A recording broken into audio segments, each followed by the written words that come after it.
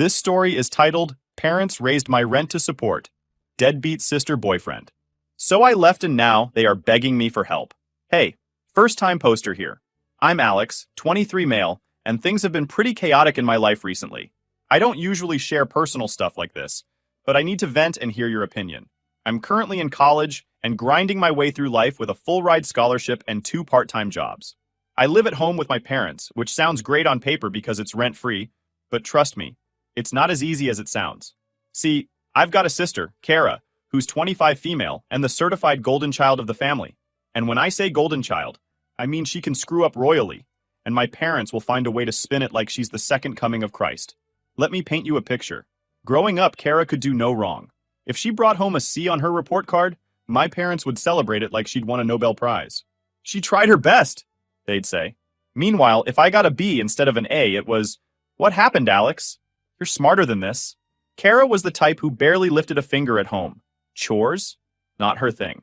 If she didn't do the dishes, my parents would shrug it off, saying, "Oh, Kara must have been so busy with her friends."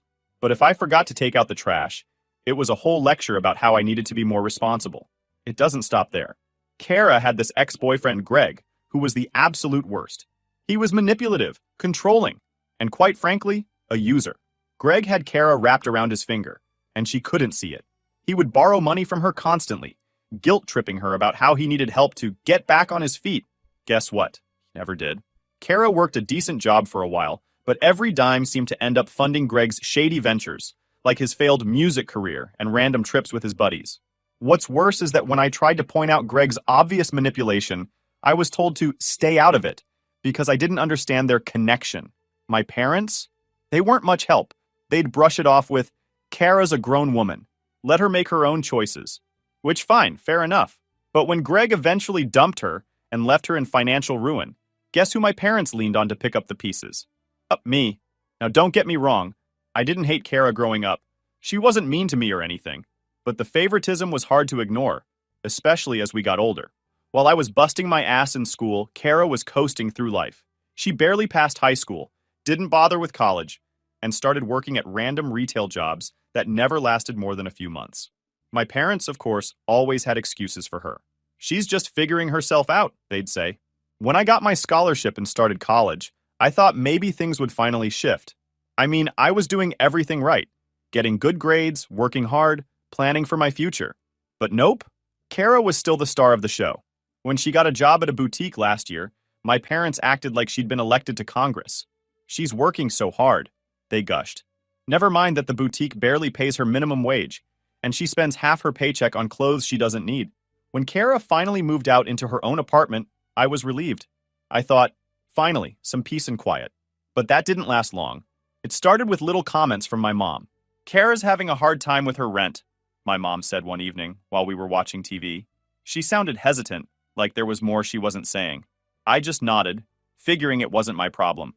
"She's trying so hard, but things are just so expensive," my mom added. "Yeah, I guess," I said, not really paying attention. Then, a few weeks later, the real conversation happened. My parents sat me down at the dining table like we were about to discuss some life or death situation. "Alex, we've been talking," my dad started. "Uh-oh," I said, half joking but already feeling a sense of dread. My mom jumped in. "You're doing so well in school and we're so proud of you. You've got that scholarship, you're working hard. You're really setting yourself up for success." "Thanks," I said, still unsure where this was going.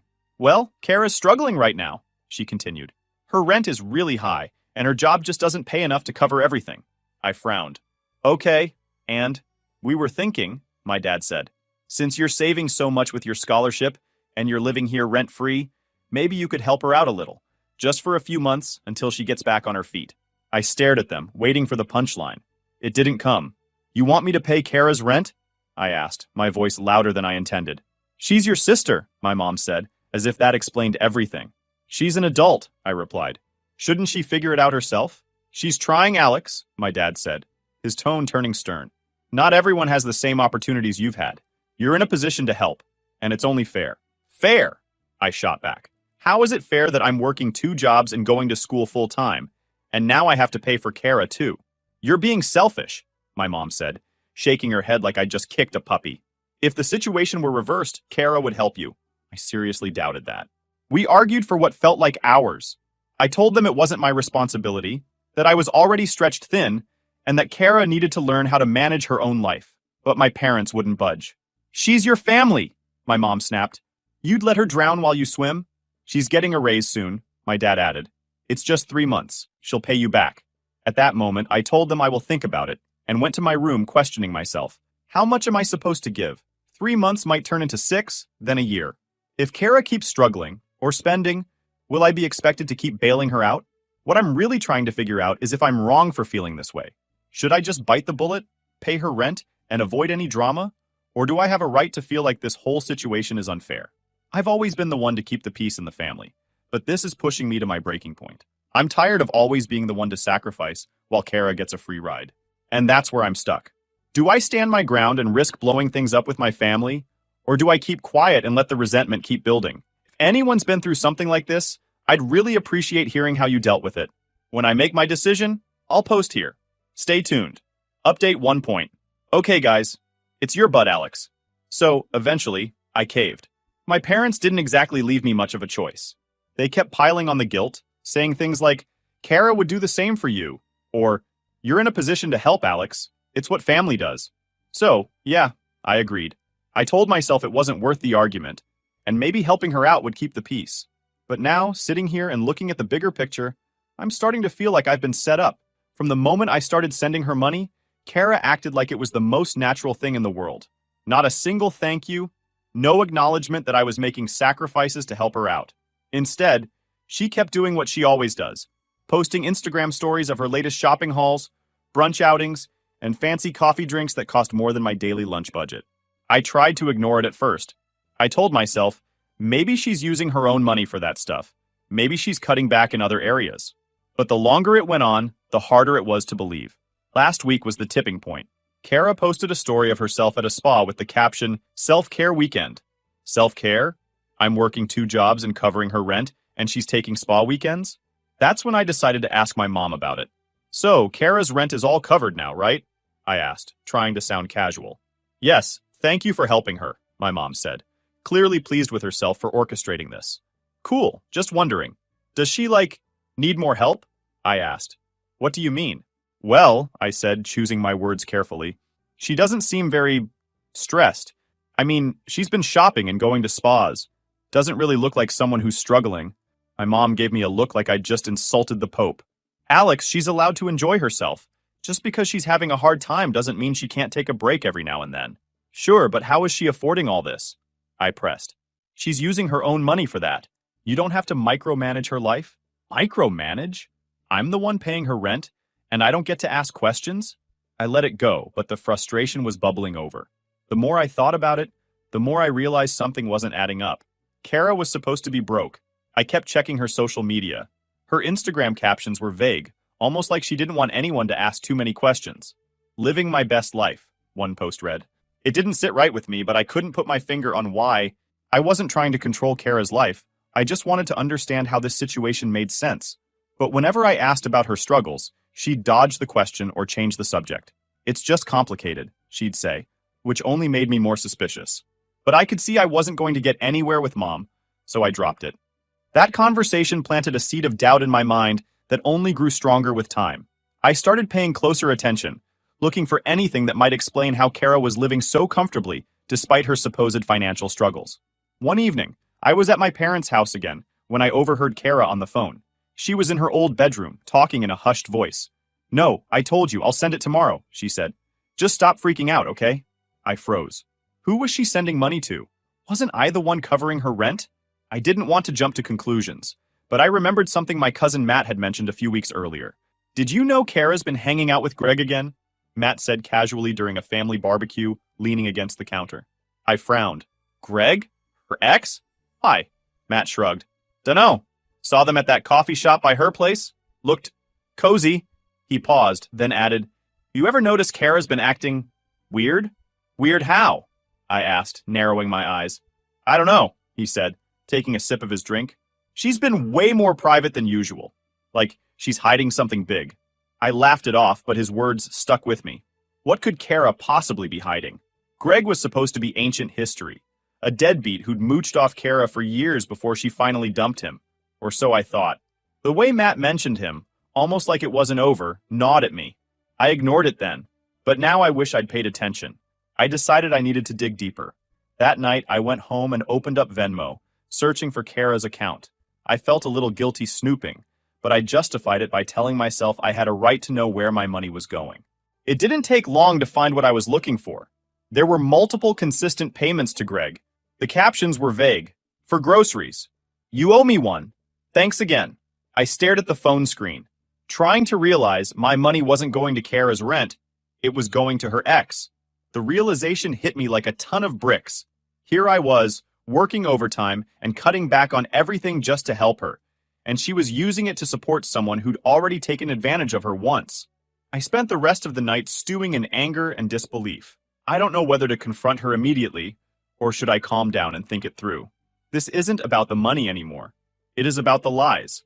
I actually have a lot of questions to Kara, and most probably will confront her. I'll keep you updated. Update 2: Hey, Alex here again. Things blew up way more than I expected. I wasn't planning on making a huge scene, but when you get pushed to your limit, it just happens.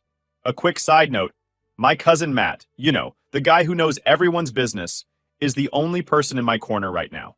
He's been hearing me vent about all of this, and even warned me about Kara hanging out with Greg again.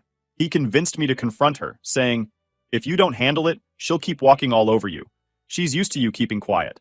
So, armed with frustration and Matt's encouragement, I decided to talk to Kara face to face. That weekend, Matt came with me to Kara's apartment. I needed backup, someone who could keep me grounded if things went sideways. When we got there, her car was parked outside, so I knew she was home. Matt gave me a nod, and I knocked on her door. Kara opened it, looking surprised, and not in a good way. Her eyes darted between me and Matt, her body stiff. What are you guys doing here? She asked, leaning against the doorframe. We need to talk, I said. She sighed, glancing back into her apartment. Now's not a good time, Alex. Too bad, I said, stepping inside before she could stop me. Matt followed, closing the door behind him. Her apartment was tidy, but the tension in the air was thick. Kara crossed her arms, her expression guarded. What's this about? I wasted no time. Greg. Her face paled. What about him? I know you've been giving him money, I said, my voice calm but firm. The money I've been sending you for rent. I've seen the payments, Kara. Don't lie to me. Matt stood by the door, arms crossed, giving her a look that said, don't even try to weasel out of this. Kara's jaw tightened, and for a moment, she said nothing. Then she scoffed. Wow, Alex. Snooping through my Venmo? Classy. Don't deflect, Matt cut in. Just answer the question. She glared at him before turning back to me. Fine. Yes, I've been helping Greg. He's in a tough spot, okay? A tough spot? I said, my voice rising. Kara, are you kidding me? Greg is the reason you were broke in the first place. And now you're taking my money to bail him out? You don't get it, she snapped. I didn't want to tell you because I knew you'd freak out like this. Of course I'm freaking out, I shouted. I've been working 2 jobs to help you, and you've been lying to me this whole time. Lying? I didn't lie, she said defensively. I just didn't tell you. That's the same thing, I said. Do Mom and Dad know about this? She froze, her face flushing. Number. And they don't need to. Oh, they're going to, I said, turning toward the door. Alex, wait, she said, panic creeping into her voice. No, I said firmly. I've had enough of this. Matt and I drove straight to my parents' house. On the way, he kept saying, you're doing the right thing. They need to know the truth. Kara can't keep playing the victim. When we got there, my parents were in the living room watching TV.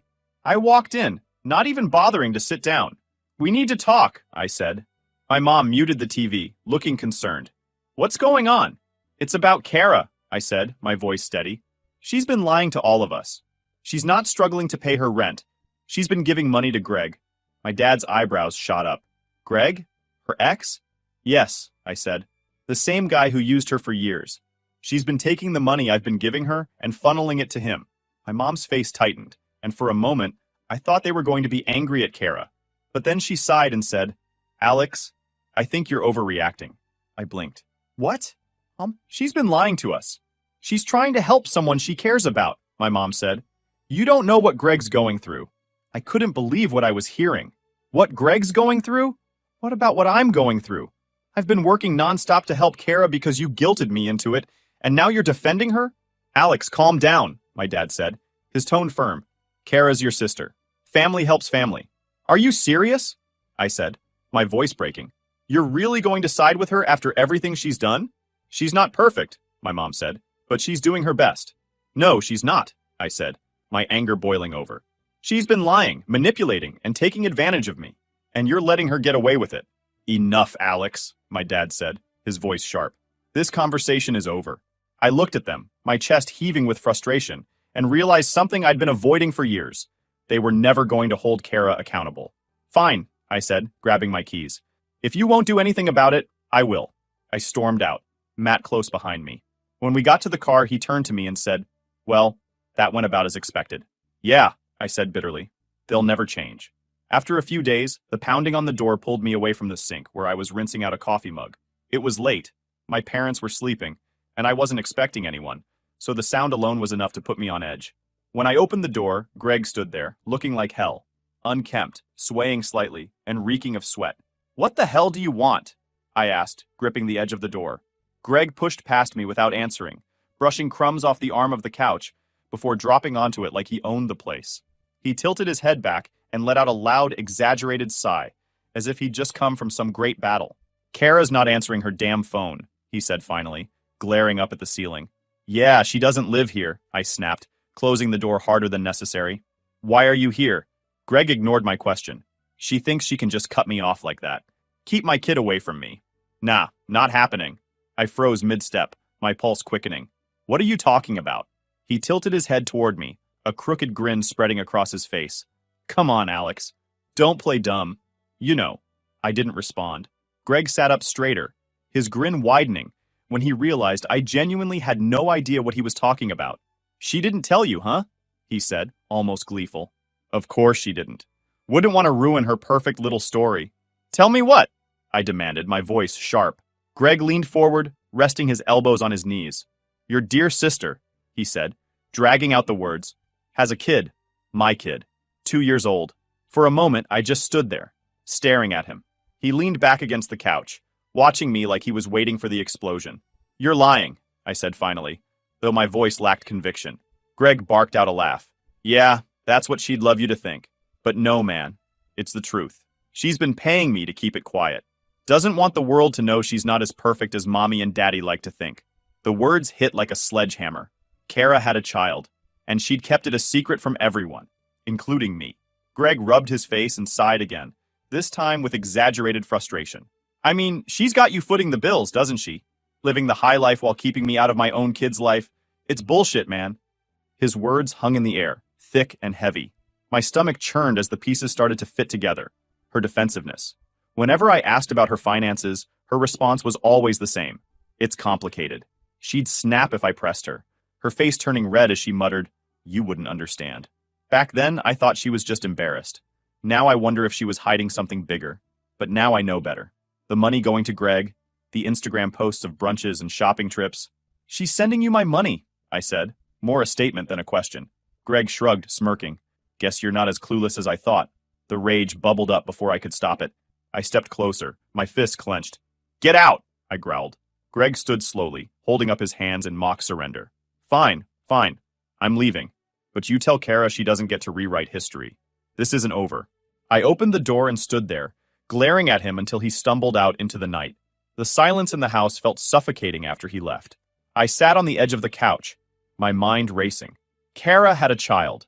She'd lied to everyone about it, not because she was scared or ashamed, but because it was inconvenient for her. According to her Instagram, she was living her best life, keeping her mess secrets while taking money from me and using it to keep Greg quiet. This wasn't the behavior of someone struggling to get by. Kara wasn't struggling. She was coasting, using everyone around her to maintain her cushy lifestyle. And worst of all, she dragged me to her own shit. The next morning, I couldn't sit still. The anger simmered just below the surface, threatening to boil over at any moment. I called Matt, the only person I knew who wouldn't sugarcoat things. Greg showed up at the house last night, I said as soon as he picked up. Why? Matt asked, his tone already skeptical. He was drunk, ranting about Kara, about their kid. There was a pause. Their what? She has a kid, I said bitterly. 2 years old. She's been paying Greg to keep it a secret. Matt let out a low whistle. Man, that's messed up. And your parents don't know? Of course not, I said. If they did, they'd probably still find a way to defend her. Oh, she's doing her best, I mocked bitterly. Matt didn't laugh. You're right, though. They'll defend her no matter what. But Alex, this isn't something you can let slide. She's been using you. That's not just shitty. It's cruel. I know, I said. And I'm done. Good, Matt said firmly. So what's the plan? I didn't answer right away. My mind was already spinning, calculating my next move. Kara had spent her entire life getting away with everything because people like me let her. That was about to change. She thinks she can keep walking all over me, I said finally. But she's about to learn how wrong she is. And I meant it. This wasn't about making peace or keeping the family together anymore. It was about making sure Kara faced the consequences of the life she'd built on lies and manipulation. For once, she wasn't going to walk away unscathed. I've got something clever in mind, just to make sure they think twice before messing with me again. Wait for my next update if you're interested. Update 3.0. Hey people, it's Alex again, and I'm here to spill the tea. Well, as I was planning my next move, the eviction notice landed like a thunderclap. I hadn't meant to open it. It had been addressed to Kara but delivered to my parents' house. I found it sitting on the counter, the envelope already half torn. Would I miss this opportunity to know more about Kara's mess? Hell nah. I slid the letter out. My eyes scanned the lines. Months of unpaid rent, complaints from the landlord, and the inevitable conclusion. Kara was being kicked out. I placed the letter back on the counter, a mix of anger and grim satisfaction simmering under the surface. This was her mess. She'd made it. But I knew how this would play out. Kara would spin this, and my parents, as always, would rush to cushion her fall. When Kara arrived that evening, her bag slung over her shoulder, she moved through the house with her usual air of indifference. She barely greeted me as she dropped her things on the kitchen counter and helped herself to a cup of coffee. The eviction notice was still where I'd left it, its presence screaming in the silence of the room. I waited. She saw the envelope, paused, and then, without hesitation, ripped it open. Her eyes flicked over the letter, and her face barely changed. She let out a frustrated sigh, tossed the paper onto the counter, and grabbed her cup as if nothing had happened. It was her usual tactic. Ignore the storm until someone else cleaned it up. My parents came in shortly after, their voices cheerful until they saw Kara's expression. My mom picked up the letter, her hand trembling slightly as she read it. My dad hovered over her shoulder, his face tightening as he absorbed the words. They didn't say much. My mom placed a hand on Kara's arm, murmuring something comforting, while my dad stared at the letter with a clenched jaw. The energy in the room shifted as they quickly fell into their usual roles. Kara the victim, my parents the saviors. I stood in the corner, watching the whole charade play out, my fists clenching at my sides. Within days, Kara's bags were back in her old room. The move was seamless, orchestrated by my parents with a quiet efficiency that made my stomach churn. They didn't even mention the eviction to me, like it was some unspoken agreement that I didn't need to know. But the truth had already started to unravel. The final piece came when I overheard my parents talking in hushed voices late one night. The words "child" and "Greg" cut through the walls like a knife. My stomach dropped as I realized they knew. They'd known all along. About the child. About Greg. About everything. And they hadn't told me. They only used me. The next morning, I made my move. Quietly, carefully, I gathered every piece of evidence I had. Venmo transactions, screenshots of Kara's Instagram, showing her frivolous lifestyle, notes on every excuse she'd ever given me. And then I made a call to her landlord. The woman on the other end was polite but firm, clearly frustrated with Kara's antics. She listened carefully as I explained what I knew, that Kara had been funneling money elsewhere while ignoring her rent. The landlord thanked me, her tone shifting as she realized the depth of Kara's deception. Kara's landlord wasted no time filing a formal complaint, tightening the screws on the eviction process. Kara's reaction was predictable, storming around the house, slamming doors, muttering about how unfair it all was. My parents rallied around her, offering comfort and excuses, their focus solely on Kara while ignoring the chaos she'd left behind. I stayed out of their way, my silence a pointed reminder that I wasn't playing along this time. When my mom finally cornered me, asking for help to get Kara back on her feet, I just shook my head and walked away. The last time I saw Kara, she was sitting at the kitchen table, scrolling through her phone as if nothing had happened. My parents hovered nearby, discussing plans to help her find a new apartment, offering to cover her expenses until she got back on track. I packed my things that day, leaving the house with a clear conscience. Let them deal with the fallout. Let Kara learn what happens when her lies finally catch up to her. For the first time, I felt no guilt as I walked away. She'd burned every bridge, and I wasn't about to rebuild them for her. This time, she was on her own. I don't know what the future holds. I will probably post for you one final update to let you know if things settle or worsen. Final update. Dot. Hey, it's Alex again. I figured I owed you all one last update since things have finally settled. It went exactly how I expected. After the eviction notice and everything that followed, Kara moved back in with my parents. They acted like it was some heroic act of selflessness, even though it was the most predictable outcome ever. My mom and dad immediately fell into damage control mode, bending over backward to make sure their golden child was comfortable. They cleaned out her old room, stocked the fridge with all her favorites, and even took time off work to help her adjust. Meanwhile, Kara acted like she was doing them a favor by being there. Not once did she acknowledge the mess she'd made, or the lies that got her there. As for Greg, he kept up his nonsense. Apparently, he's been threatening legal action for custody of the child, but Kara's handling it the same way she handles everything, with avoidance and denial. My parents, of course, believe every word she says about how Greg's just trying to make her life miserable. Funny how they never stopped to ask why she kept any of this a secret in the first place. My parents did try to drag me back into it, though. My mom called me a week after Kara moved in, her voice full of forced optimism. "We're all pulling together to help Kara," she said, like it was some noble crusade. "We could really use your support, Alex." "Support?" I said, trying not to laugh. "You mean money?" There was a long pause before she admitted it. "She just needs a little help getting back on her feet." "You're doing so well, Alex. And it's what family does." "Family?" I said. "You mean the family she lied to? The family she manipulated for years while spending my money on Greg and God knows what else?" "Alex, she's your sister," my mom said, her voice taking on that disappointed tone she always uses when she doesn't get her way. "She's trying." "No, Mom," I said firmly. "She's not, and I'm not bailing her out again." I hung up before she could guilt me further. Now, weeks later, I've stepped back completely. I haven't been to the house, haven't answered their calls, haven't engaged in their drama. Kara's still living there, still letting my parents handle her problems while she does the bare minimum to stay afloat. The difference is, I'm no longer part of it. For the first time in years, I feel free. No more guilt, no more enabling, no more being dragged into messes I didn't create. I'm focusing on myself, my school, my jobs, my future. I don't know if Kara will ever change. Honestly, I doubt it.